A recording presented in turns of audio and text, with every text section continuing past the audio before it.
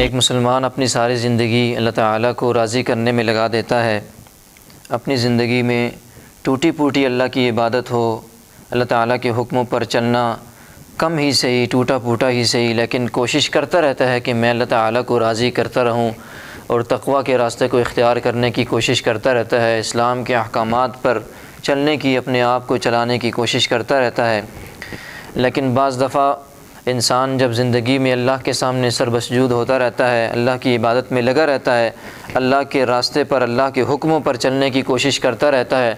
تو وہ دنیا کے اندر دیکھتا ہے کہ دنیا کے جو اللہ کے نافرمان ہیں، جو اللہ کو نہیں مانتے، جو اللہ تعالیٰ کی ہر دم نافرمانیاں کرتے رہتے ہیں،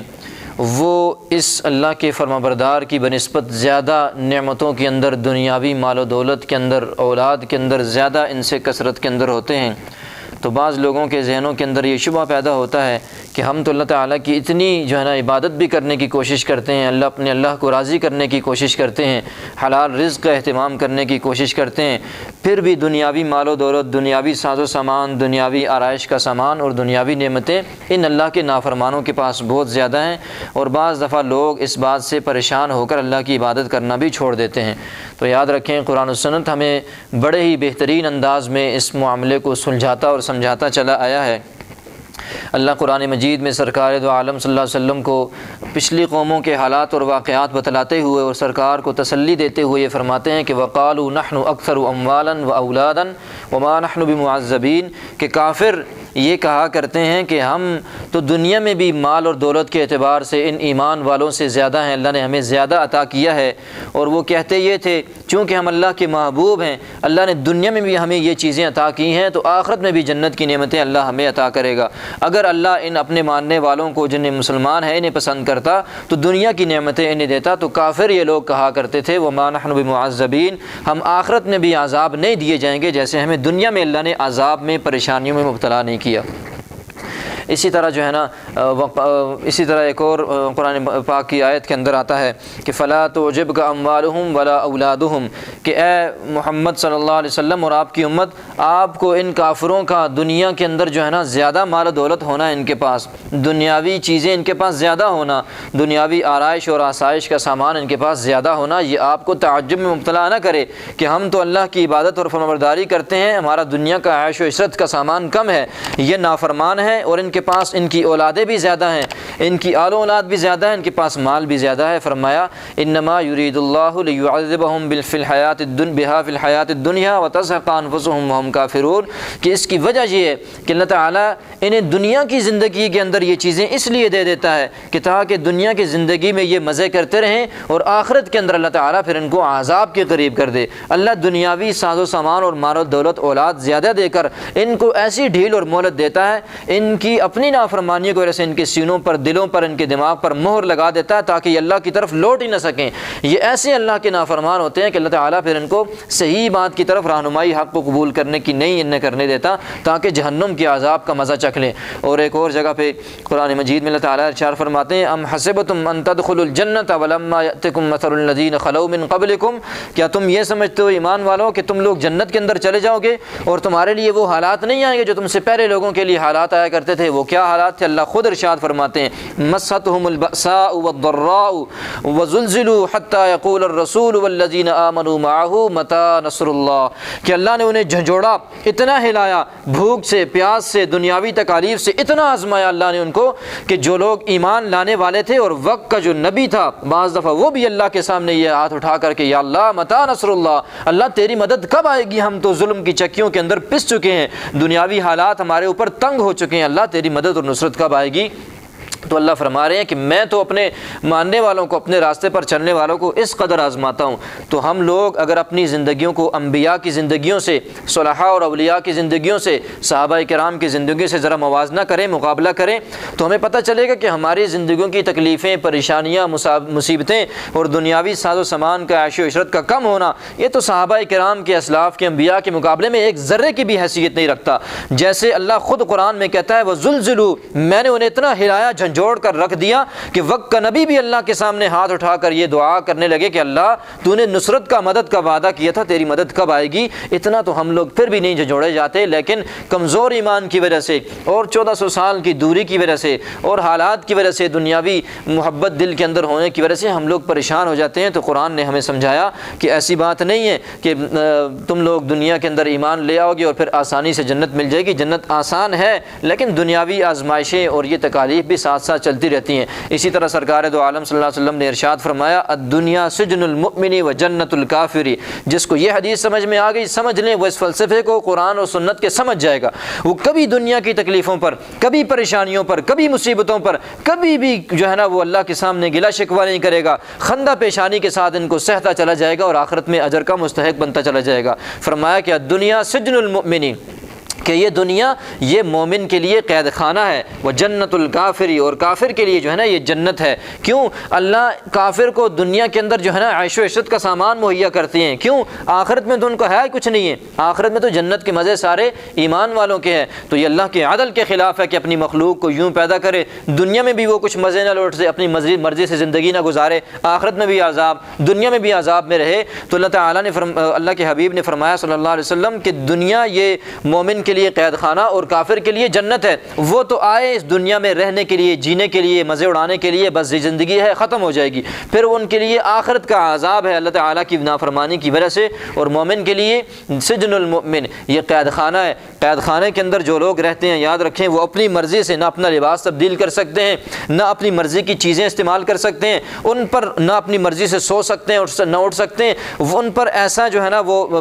اصول اور رولز ہوتے ہیں جنہیں انہوں نے فالو کرنا ہوتا ہے قید خانے کے اندر، جیل کے اندر۔ آج بھی دنیا کے جتنے بھی جیل موجود ہیں، جتنے بھی علاقوں کے اندر، جتنے ملکوں کے اندر، آپ دیکھیں ان کے اپنے گائیڈ لائنز ہیں، رولز ہیں وہاں رہنے کے اندر، چکیوں کے اندر اور جیل کے اندر اور تھانوں کے اندر۔ جیسے جیلر چاہتا ہے، جیسے وہاں کا آفیسر چاہتا ہے، اسی طرح جو ہے نا وہ اس بندے کو جو قید کے اندر ہوتا ہے اسے زندگی گزارنی پڑتی ہے۔ اپنی مرضی اس کی جیل سے باہر ہر انسان کی، جیل کے اندر انسان چلا جائے خدا نخواستہ قید خانے کے اندر، پھر ساری مرضی جیلر کی اور اس قید کرنے والے کی ہوتی ہے۔ اپنی مرضی سے نہ سو سکتا ہے، نہ اٹھ سکتا ہے، نہ کھا سکتا ہے، نہ پی سکتا ہے، نہ اپنی مرضی کی چیز باہر سے منگوا کر کھا سکتا ہے۔ وہی چیزیں کھاتا ہے، وہی چیزیں پہنتا ہے، وہی چیزیں استعمال کرتا ہے، اسی وقت سوتا اور اٹھتا اور جاگتا ہے، وہی کام کرتا ہے جو اس کو قید کرنے والا پابندی اس کے اوپر لگاتا ہے۔ تو اللہ تعالیٰ نے دنیا کو ایک مومن کے لیے فرمایا کہ قید خانہ ہے، تو اللہ نے ہمیں اس قید خانے کے اندر بھیج کر یہ نہیں کہا کہ دنیا میں جاؤ، عیش و عشرت کے سامان تمہارے لیے ہوں گے، دنیا میں عیش کرو۔ عیش کی جگہ اللہ نے ہمارے لیے جنت بنائی ہے۔ دنیا ہمارے لیے محنت کا میدان ہے،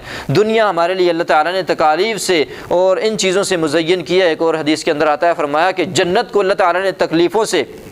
پریشانیوں سے، مصیبتوں سے، بھوک سے، افلاس سے، ان چیزوں کے ذریعے اللہ نے جنت کو ڈھکا ہوا ہے۔ یعنی یہ چیزیں جس کے اوپر آئیں تو سمجھے کہ وہ جنت کے آس پاس گھوم رہا ہے، جنت میں داخلے کا باعث ہوں گی۔ اور فرمایا جہنم کو اللہ تعالیٰ نے جو ہے نا یہ شہوت کے ذریعے اور خرابیوں کے ذریعے، اللہ کی نافرمانیوں کے ذریعے، خوشنما طبعی چیزوں کے ذریعے، انسان جو شیطانی چیزیں ہیں ان کی طرف اللہ نے وہ ساری چیزیں جہنم سے ان کو ڈھک دیا کہ جو چیزیں انسان کو طبعی طور پر مرغوب ہونے لگ جاتی ہیں اللہ کی نافرمانی والی، اس میں پڑھ کر انسان جہنم کے اندر جاتا ہے، اور بھوک کے اندر، افلاس کے اندر، مصیبت اور پریشانیوں میں گھرا ہوا شخص وہ جنت کی طرف جانے والے راستوں پر گامزن ہوتا ہے۔ تو دنیا میں جتنی مصیبتیں آئیں، جتنی پریشانیاں آئیں، ایک ایمان والے کے ایمان کا معیار یہ ہونا چاہیے کہ کبھی دنیا والوں کو دیکھ کر جو ہے نا پریشان نہ ہو، کیونکہ اللہ تعالیٰ نے ایمان کا اور جنت میں داخلے کا معیار وہ اللہ نے دنیاوی ساز و سامان نہیں رکھا۔